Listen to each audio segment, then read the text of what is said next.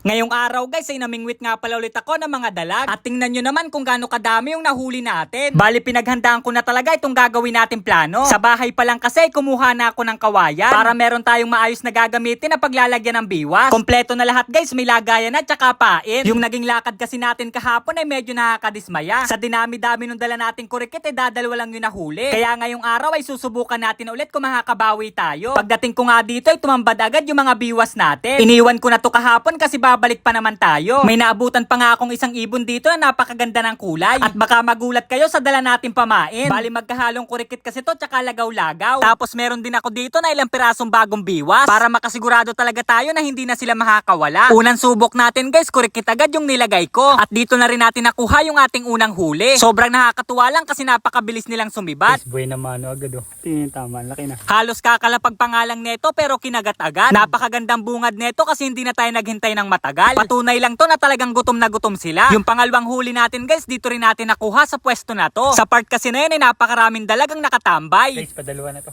Lagaw-lagaw ang pain. Nagulat talaga ako kasi pati yung lagaw-lagaw ay kinakain pala nila. Nagdala lang ako ng ilang piraso kasi susubukan lang sana natin. Di ko naman talaga akalain na epektibo pala to. Kokonti lang kasi guys yung mga nakuha natin na mga kurikit. Tapos sa puntong ito ay napakalaki nung sumibad sa atin. At yung biwas nating gamit-gamit ay biglang naputol. Putol yung biwas natin. Aray ko, ang laki. Tapos yung isang kawil natin sa dulo ay nilagyan ko rin ng pain. At ilang minuto lang ang nakalipas ay bigla na tong nakahuli. Guys, nakahuli agad dati yung malaking biwas natin. Tingnan natin. Kaya tuwan-tuwa talaga ako guys kasi napakaswerte natin ngayong araw. Di man to ganun kalakihan pero okay na. Sabi din ng mga naglalaba dito ay may nakatira daw dyang napakalaking igat. Kaya yun din ang dahilan kung bakit naglagay ako doon ng kawil. Maliit lang guys.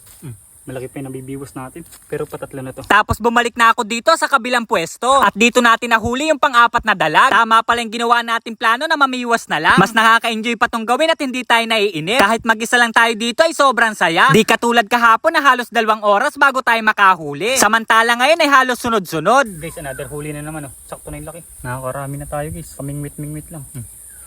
Laki na. Pahinga muna tayo guys. Nabulabog na yung mga isda. Nagtago na. Kaya medyo matumal. Pero nakalimang piraso na tayo. Tingnan nyo guys. Buenas natin ang una guys. Pagkadating natin. Tingnan nyo naman oh.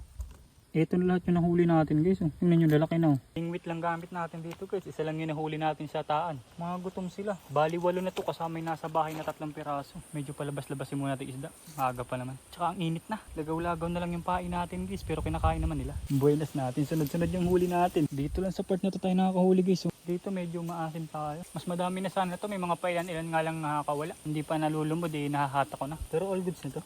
Dami na. May dalawang medyo malaki guys oh. Ito oh. Malaki na siya. Tapos yung pinakamaliit na huli natin, ito yung pinakamaliit na huli natin. Hindi naman siya ganun kaliitan, okay na. Buti nga kahit malinaw ng tubig, nakakahuli tayo. Ito guys, sadagdagan ulit isa yung huli natin. Nakabingwit ulit tayo gamit yung lagaw-lagaw. Ito, good size na. Tagkalin natin. Paanin na to. Oh, malaki na siya. Sabit na sabit. Kinakain nila yung lagaw-lagaw guys. Yun na lang yung pain natin eh. Tapos yung pampito nating huli guys, dito ko nakuha sa bandang gitna. Medyo nagkubli lang ako sa mga kahoy para hindi nila ako makita. Dito sa pangwalo natin, medyo nahirapan tayo. Nagpaikot-ikot kasi siya sa mga lumot. Pero bandang huli, nakuha din naman natin to at hindi nakawala. Mga bago na kasi yung gamit nating biwas. Di na nadagdagan guys yung ating huli. Pero nag-iwan naman ako dito ng 4 na piraso. Balikan na lang natin mamaya. Meron naman tayong 8 piraso yata to. Wait, tingnan nga natin. 8 piraso nga guys oh.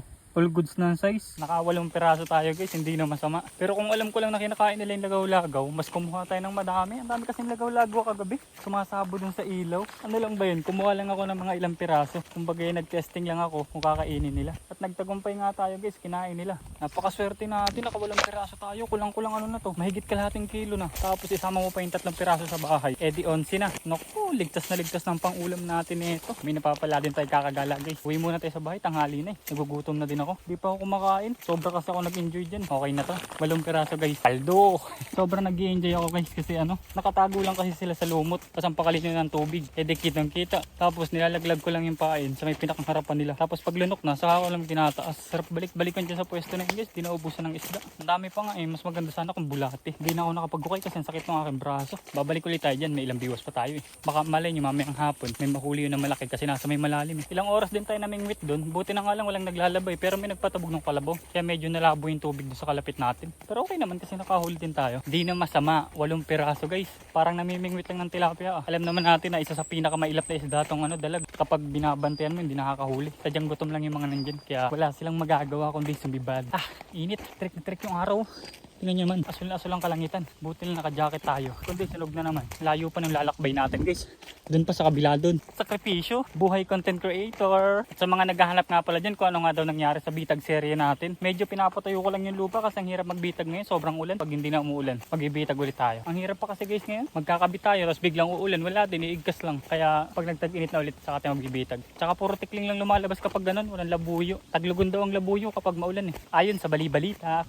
Nakarating din sa bahay guys. Kunin naman natin 3 dalag. Medyo mainit sa pwesto nila eh. Lipat muna natin dito sa kabila. Dito sila may taklob lang oh. Bigat ng tubig. Punong-puno. Ito na yung 3 pirasong dalag guys oh. Ito yung malaki oh. Putik. Ito yung malaki. Tapos ito yung isang maliit. Lagay na natin tong 8. Dami na ito.